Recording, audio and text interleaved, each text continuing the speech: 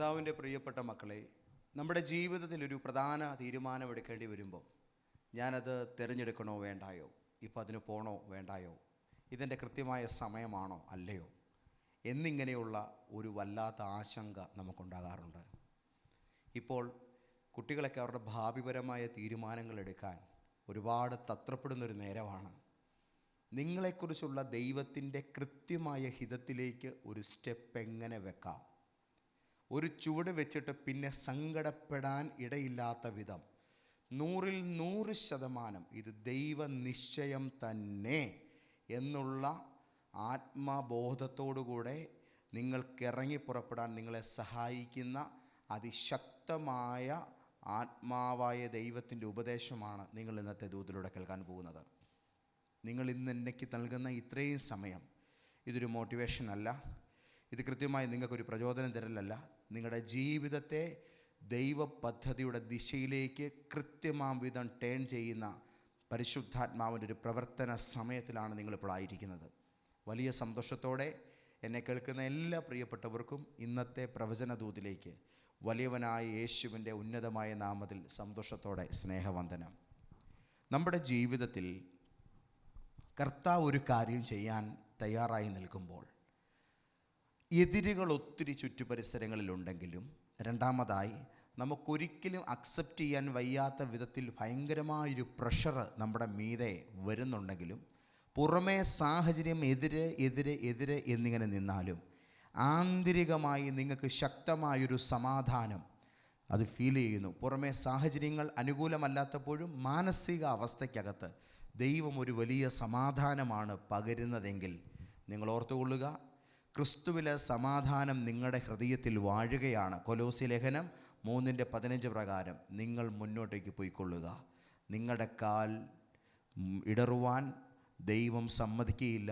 കൃത്യമാം വിധം വിജയത്തിൽ നിങ്ങൾ എത്തുക തന്നെ ചെയ്യും. ആന്തരികമായ സമാധാനമാണ് ഇതിൻ്റെ ഫസ്റ്റ് സ്വിച്ച് എന്ന് പറയുന്നത്. അത് ഓണായി കഴിഞ്ഞാൽ നമ്മൾ മുന്നോട്ടേക്ക് പോയിക്കൊള്ളുക. ഇപ്പോഴത്തെ വിഷയങ്ങൾ അമരും ശാന്തമാകും. ദൈവം നൽകുന്ന സമാധാനപരമായത് വെളിപ്പെടുക തന്നെ ചെയ്യും. ഒന്നാമത്തെ കാര്യം നിങ്ങൾക്ക് മനസ്സിലായെന്ന് ഞാൻ വിചാരിക്കുന്നു.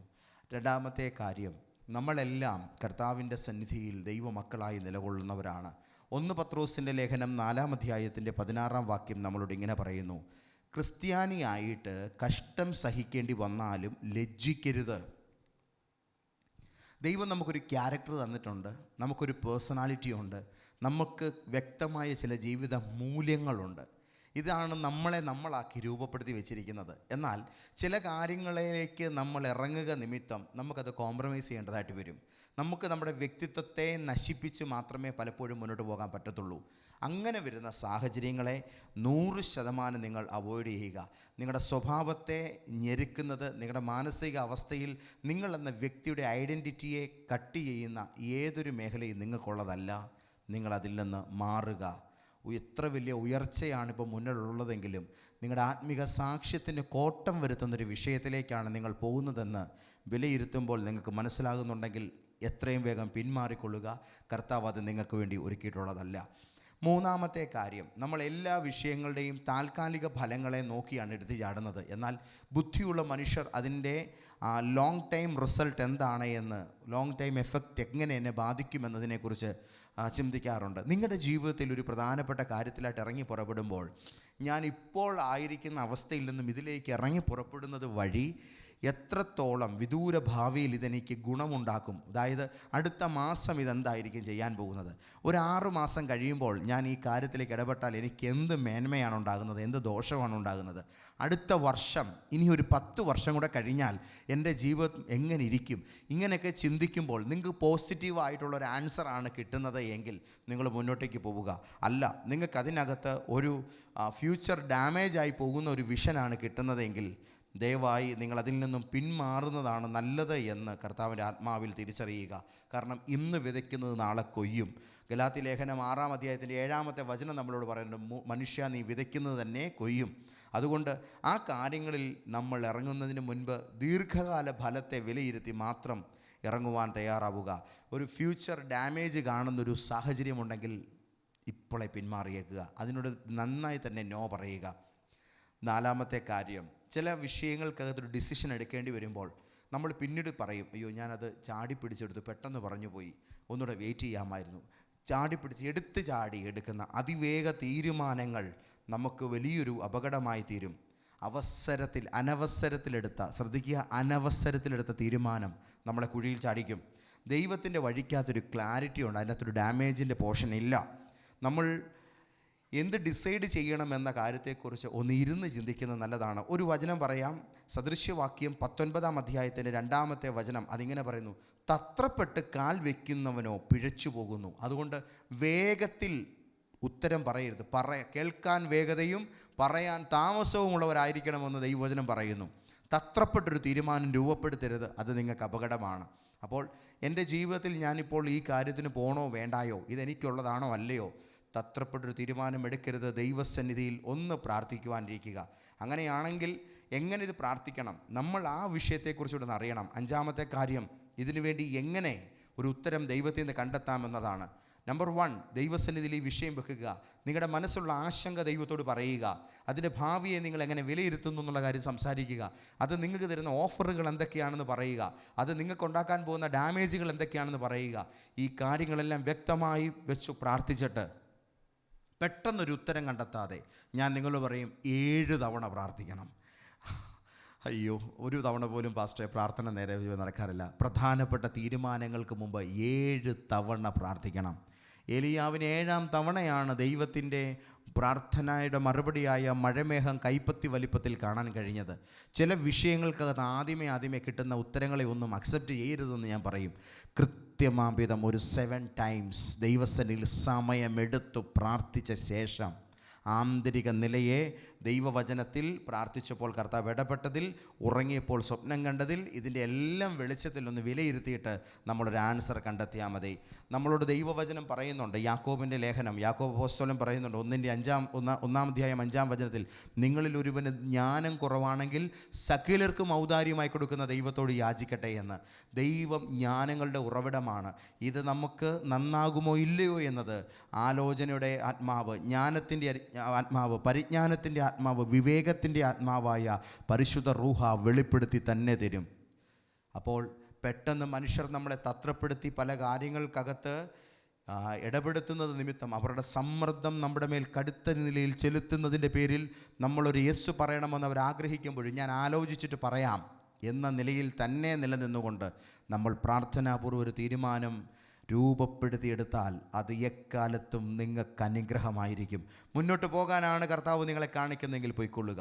ഇല്ല, നോയാണ് പറയുന്നതെങ്കിൽ അതെത്ര നല്ലതാണെങ്കിലും അതിനോട് നോ തന്നെ പറയുക.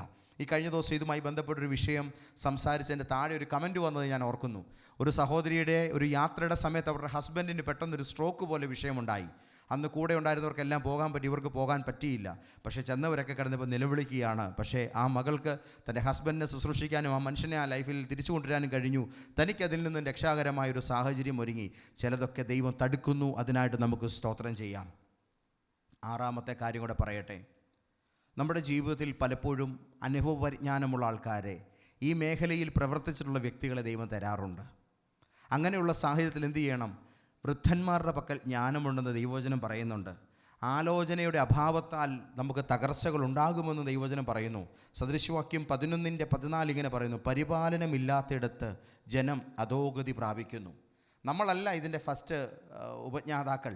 നമുക്ക് മുമ്പേ ജീവിതം കണ്ട മനുഷ്യരുണ്ട്, നമുക്ക് മുമ്പേ കടന്നു പോയവരുണ്ട്, ഈ മേഖലയിൽ സമർത്ഥരായവരുണ്ട്. കർത്താവിൻ്റെ കൃപയിൽ അവരുമായിട്ടൊന്ന് സംസാരിക്കുവാൻ, അവരോട് ഈ കാര്യങ്ങളെക്കുറിച്ചൊന്ന് ഡിസ്കസ് ചെയ്യുവാൻ, ഇതിൻ്റെ വരും വരായികകൾ എന്തൊക്കെയാണ്, നിങ്ങൾക്ക് എങ്ങനെയാണ് ഈ കാര്യത്തെ വിലയിരുത്താൻ കഴിഞ്ഞത് എന്ന് അവരോട് ചോദിച്ച് മനസ്സിലാക്കാൻ നമ്മളൊന്ന് തയ്യാറാകുന്നത് നല്ലതായിരിക്കും. അപ്പോൾ മെച്യൂർഡായിട്ടുള്ള ആൾക്കാരോട്, സ്പിരിച്വലി വളരെ ആത്മാവിൽ ചേർന്ന് നിൽക്കുന്ന ആൾക്കാരോട് നമ്മളവരെ മെൻറ്റേഴ്സ് എന്നാണ് വിളിക്കുന്നത്. അങ്ങനെയുള്ള മെൻറ്റേഴ്സ് നമുക്ക് വേണം.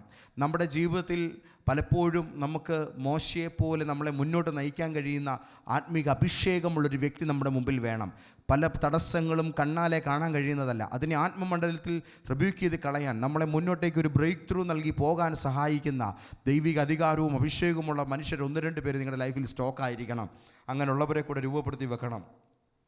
7-ാമത്തെ കാര്യം, നമ്മൾ തിരഞ്ഞെടുക്കുമ്പോൾ അത് മറ്റുള്ളവരുടെ ടോർച്ചറിങ്ങിനെയോ അവർ നമ്മളെ ചൂഷണം ചെയ്യാൻ പോകുന്നതിൻ്റെയോ ഒക്കെ പേരിലാണോ, അതായത് ഒരു പേടിയിൽ നിന്നാണോ ഈ തീരുമാനം രൂപപ്പെടുന്നത്? ആണെങ്കിൽ അതിനെ ഒഴിവാക്കുക. കാരണം ദൈവവചനം പറയുന്നു, 2 തീമോത്തിയോസ് 1-ാം 7 നമ്മളിലുള്ള ദൈവത്തിൻ്റെ ആത്മാവ് ഭയത്തിൻ്റെ ആത്മാവിനെ അല്ല, ഭീരുത്വത്തിൻ്റെ ആത്മാവിനെ അല്ല, ശക്തിയുടെയും സ്നേഹത്തിൻ്റെയും സുബോധത്തിൻ്റെയും ആത്മാവിനെ അത്രയും നിങ്ങൾ പ്രാപിച്ചിരിക്കുന്നത്. അപ്പോൾ ശക്തിയുടെയും സ്നേഹത്തിൻ്റെയും സുബോധത്തിൻ്റെയും ആത്മാവ് നമുക്ക് നേരായ വഴി കാണിക്കുക തന്നെ ചെയ്യും. നിൻ്റെ ആത്മാവിനെ നേർനിലത്തിൽ നടത്തുമാറാകട്ടെ എന്ന് ഭക്തൻ പ്രാർത്ഥിച്ചു. അപ്പോൾ ഇന്ന് നിങ്ങളോട് ഞാൻ ഈ പറഞ്ഞിരിക്കുന്ന ഈ 7 കാര്യങ്ങൾ നിങ്ങളുടെ ജീവിതത്തിൽ സൂചനകളായി ഉപയോഗിച്ച് കൃത്യമാംവിധം ജീവിത പ്രയാസങ്ങളുടെയും തീരുമാനങ്ങളുടെയും മുമ്പിൽ കർത്താവിൽ അടിയുറച്ചൊരു തീരുമാനമെടുത്ത് മുന്നോട്ട് പോകുവാൻ കർത്താവ് നിങ്ങളെ സഹായിക്കട്ടെ. ഇനി എനിക്കിതിനകത്ത് എന്ത് ചെയ്യണമെന്ന് അറിയത്തില്ലായിരുന്നു, അയ്യോ തെറ്റിപ്പോയി, ഇങ്ങനെയുള്ള പരാതികൾ ആരിൽ നിന്നും ഉണ്ടാകരുത്. നിങ്ങളെടുക്കുന്ന ഡിസിഷൻ ഗോഡ്സ് ലെവലിലുള്ളതായിരിക്കണം. അതാർക്കും ചേസ് ചെയ്യാൻ പറ്റുന്നതോ ഇൻഫ്ലുവൻസ് ചെയ്യാനോ സ്വാധീനിക്കാനോ ഒന്നും പറ്റാത്ത വിധം നിങ്ങളും ദൈവവുമായുള്ള ആലോചനയിൽ ഉരുത്തിരിഞ്ഞതായിരിക്കട്ടെ. ദൈവമക്കളെ, എൻ്റെ ശുശ്രൂഷാ ജീവിതത്തിൽ, എൻ്റെ ജീവിത മേഖലകളിൽ ഒരുപാട് കാര്യങ്ങൾ തീരുമാനിക്കേണ്ടി വന്നപ്പോൾ പലരുമായിട്ട് ഞാൻ ആലോചിച്ചിട്ടുണ്ട്, ചോദിച്ചിട്ടുണ്ട്. ചില കാര്യങ്ങൾ ഞാൻ ആരോട് അഭിപ്രായം ചോദിച്ചിട്ടുമില്ല. എന്നാൽ എൻ്റെ ജീവിതത്തിലെ സകല കാര്യങ്ങളിലും ഇന്ന് ഈ സെക്കൻഡ് വരെ എനിക്ക് ഉപദേഷ്ടാവായി നിൽക്കുന്ന ഒരാളുണ്ട്. അത് ദൈവത്തിൻ്റെ പരിശുദ്ധാത്മാവാണ്. അവിടുന്ന് നൽകുന്ന ഉപദേശങ്ങൾക്കൊത്ത വിധം സ്റ്റെപ്പ് വെച്ചതിലൊന്നിലും ഞാൻ പാളിപ്പോയിട്ടില്ല. എനിക്ക് ധൈര്യപൂർവ്വം നിങ്ങൾക്ക് സാക്ഷ്യപ്പെടുത്താൻ കഴിയും. ദൈവത്തിൻ്റെ പരിശുദ്ധാത്മാവ് നിങ്ങളെ സഹായിക്കും. നിങ്ങൾ പ്രാർത്ഥിക്കുവാനും ദൈവത്തോട് ചോദിക്കുവാനും തയ്യാറാണെങ്കിൽ അവിടുന്ന് നിങ്ങൾക്ക് ആലോചന പറഞ്ഞു തരും. നിങ്ങൾ ബുദ്ധിയില്ലാത്ത കഴുതയും കോവർ കഴുതയും പോലെ ആകരുത്. ദൈവത്തിൻ്റെ ആത്മാവ് നമ്മോട് പറയുന്നു, എൻ്റെ ആലോചനയാൽ ഞാൻ നിന്നെ വഴി നടത്തുമെന്ന്, ഞാൻ നിൻ്റെ മേൽ ദൃഷ്ടി വെച്ച് നിനക്ക് ആലോചന പറഞ്ഞു തരാമെന്ന്. നിങ്ങളൊരു വഴിയെ പോകുമ്പോൾ ഇടത്തോട്ട് പോകണോ വലത്തോട്ട് പോകണമോ എന്നുള്ള ആന്തരിക സ്വരം നിങ്ങൾക്ക് ഞാൻ കേൾപ്പിക്കും. നിൻ്റെ ഉപദേഷ്ടാവിനെ മറഞ്ഞിരിക്കത്തില്ലെന്ന് കർത്താവ് പറയുന്നു. അങ്ങനെയാണെങ്കിൽ സന്തോഷപൂർവ്വം തീരുമാനങ്ങളെടുക്കാൻ ഇന്നത്തെ ദൂത് നിങ്ങളെ സഹായിക്കും. നമുക്കൊരുമിച്ച് പ്രാർത്ഥിക്കാം. ഞങ്ങളുടെ കർത്താവേ, സ്വർഗീയ പിതാവേ, അങ്ങയുടെ വിശ്വസ്തമായ നാമത്തിൽ ആശ്രയം വെച്ച് അവിടുന്ന് നൽകുന്ന നിയോഗത്തിൽ ഉറച്ചു നിന്നുകൊണ്ട് ഞങ്ങളുടെ അടുത്ത തീരുമാനം കർത്താവിൻ്റെ ആലോചനയ്ക്കൊത്ത വിധം പ്രിപ്പയർ ചെയ്യുവാൻ ഞങ്ങളെ സഹായിക്കണം. ഞങ്ങളോട് കർത്താവ് പറഞ്ഞു തന്ന ഈ കാര്യം ഞങ്ങൾക്കൊരു മുതൽക്കൂട്ടാണ്. ഇതിനാൽ അങ്ങയുടെ മക്കൾക്ക് ശാന്തിയും സമാധാനവും ജീവിതത്തിൽ ഐശ്വര്യവും ഉണ്ടാകട്ടെ. പ്രാർത്ഥിച്ചിവരെ ബ്ലസ് ചെയ്യുന്നു യേശു മിശിഹായുടെ നാമത്തിൽ തന്നെ. ആമേൻ, ആമേൻ, ആമേൻ.